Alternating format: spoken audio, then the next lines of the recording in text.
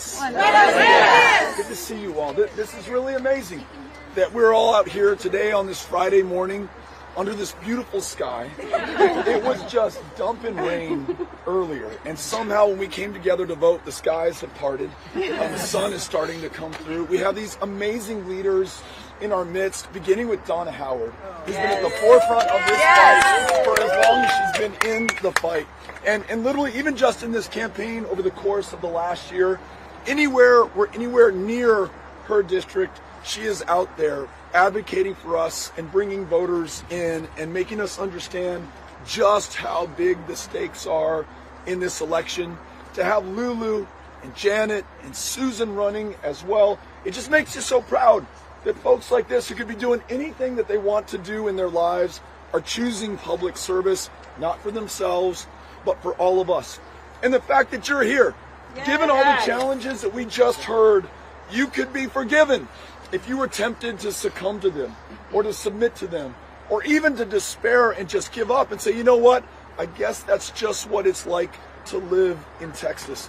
And after the 8 years that Greg Abbott has been governor, where we now have the most extreme abortion ban in America, where the grid is still not fixed after he killed more than 700 of our fellow Texans last February, where gun violence is now the leading cause of death for children, for teenagers.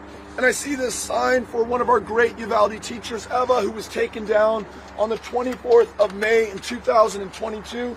It has been now 22 weeks since those 19 kids and these two beautiful teachers were taken from us.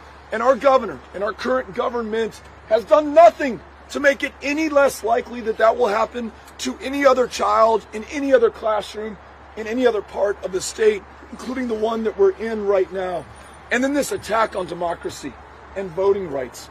It is harder now to cast a ballot or get your name on the rolls to be registered to vote in Texas than it is anywhere else in America today.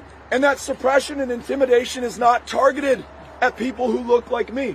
It is focused on those who have historically been disenfranchised.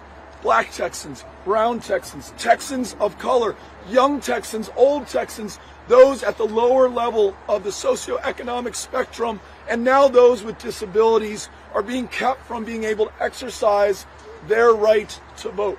But this is where we turn the corner into something positive.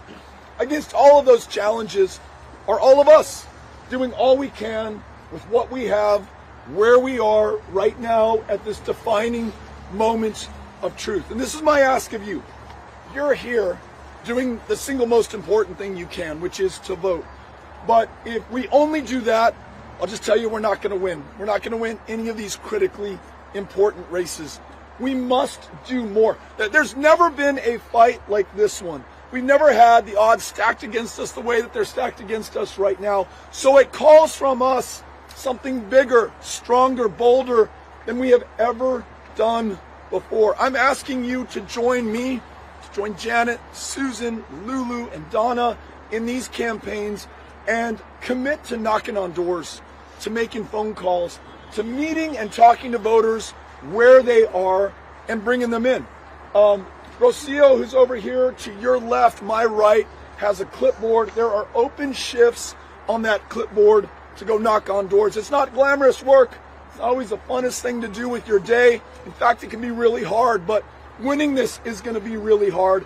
And the only hope we have of bringing those in who have effectively and functionally been drawn out of this democracy is to go and ask them to vote. The number one reason given by the millions of our fellow Texans for not voting in previous elections is that no one ever asked them to in the first place.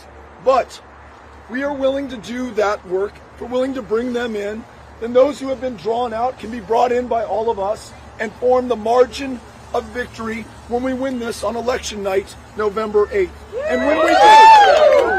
And when we do, we're going to be able to do some really great things by and for and with one another, like ensuring that women in Texas make their own decisions about their own body, their own future, their own health care.